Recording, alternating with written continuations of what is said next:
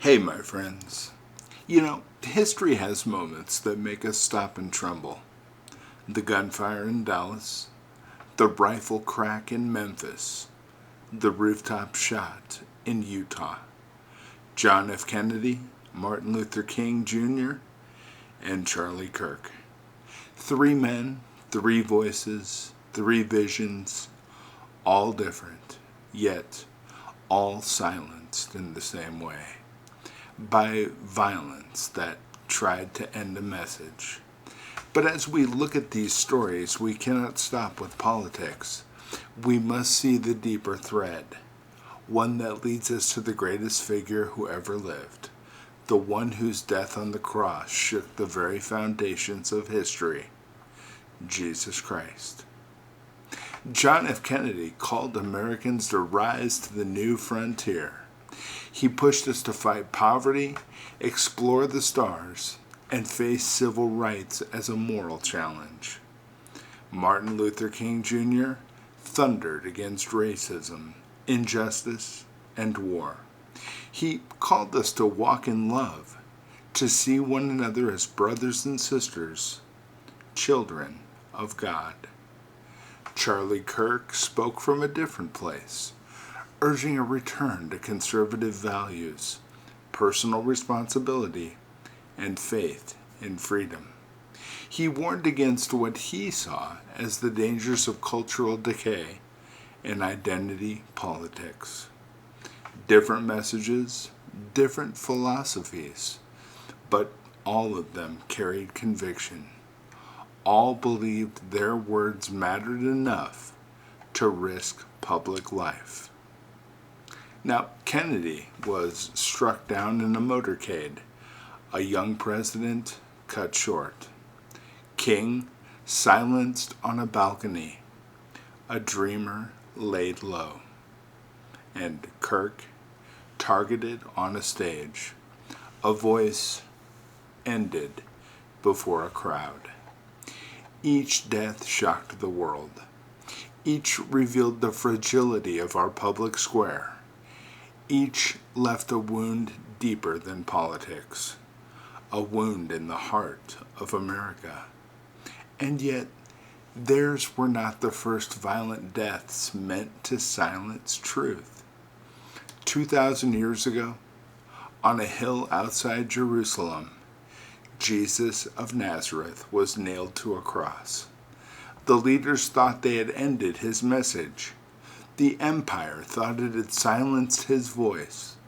But in truth, his death was not the end. It was the beginning.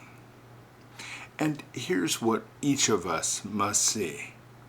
Kennedy's call for progress, King's call for justice, and Kirk's call for responsibility. Each in their own way echoed the longing for truth. But Jesus is the embodiment of truth. He declared, "I am the way, the truth, and the life." Kennedy and King dreamed of a better America. Kirk fought for an America worth preserving. But Jesus gave his life for a kingdom greater than America, the kingdom of God.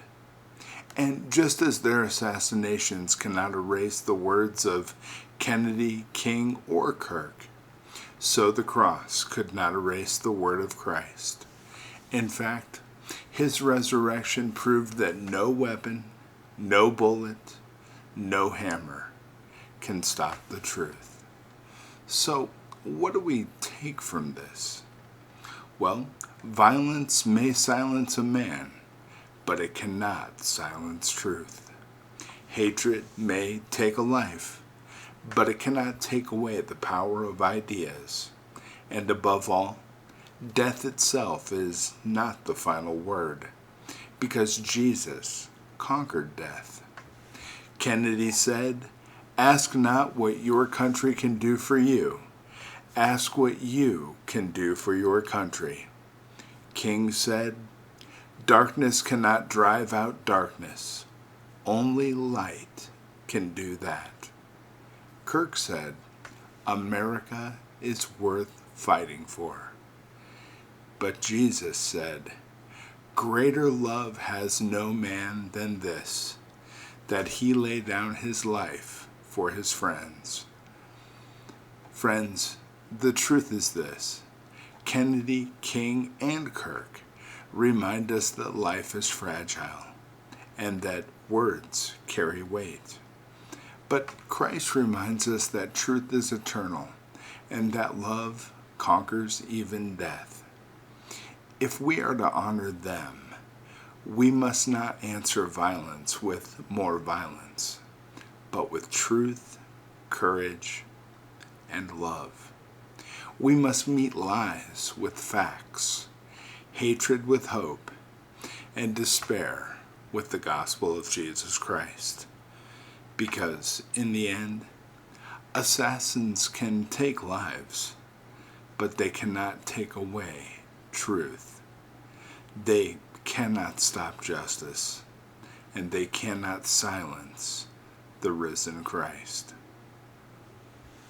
God bless you, my friends.